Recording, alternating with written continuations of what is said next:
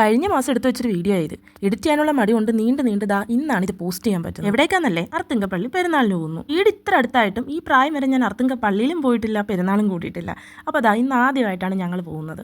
അമ്മ പെരുന്നാളിന് മുന്നേ എന്തോ പോയിട്ടുണ്ട്, അച്ഛനും കണ്ടിട്ടുണ്ട്. ഞാൻ ഈ പ്രായം വരെ പോയിട്ടില്ല, അപ്പോൾ അബിയും കണ്ടിട്ടില്ല. എന്നാൽ പിന്നെ എല്ലാവരും കൂടെ ഉള്ള ദിവസമല്ലേ എന്ന് വെച്ചു ഞങ്ങളിതാ രാത്രിയായപ്പോൾ പെരുന്നാളിന് ഇറങ്ങി. ഇത്രയും തിരക്കുണ്ടാവുമെന്നൊന്നും ഞാൻ വിചാരിച്ചില്ല, കാരണം മെയിൻ ദിവസമൊന്നും അല്ല നമ്മൾ പോയത്. അത് കാരണം ഞാൻ വലിയ കാര്യത്തിൽ സാരിയൊക്കെ ചുറ്റി പിടിച്ച് അങ്ങ് പോയേ.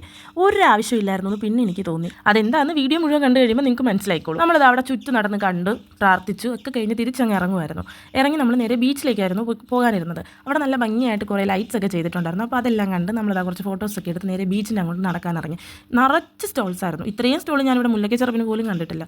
അമ്മാതിരി സ്റ്റോൾസ് ഉണ്ടായിരുന്നു. പള്ളിയിൽ എത്ര തിരക്കില്ലായിരുന്നെങ്കിലും ബീച്ചിലോട്ടുള്ള റോഡിൽ നല്ല തിരക്കായിരുന്നു. സ്കൂളിനടുത്തുള്ള ഗ്രൗണ്ടിൽ പിന്നെ ഈ റൈറ്റ്സും കാര്യങ്ങളൊക്കെ ഉണ്ടായിരുന്നു. ബീച്ചിലോട്ടെന്ന് പറഞ്ഞ് നടക്കാൻ തുടങ്ങിയപ്പോൾ ഇത്രയും നടക്കേണ്ടി വരുമെന്നൊന്നും ഞാൻ വിചാരിച്ചില്ല.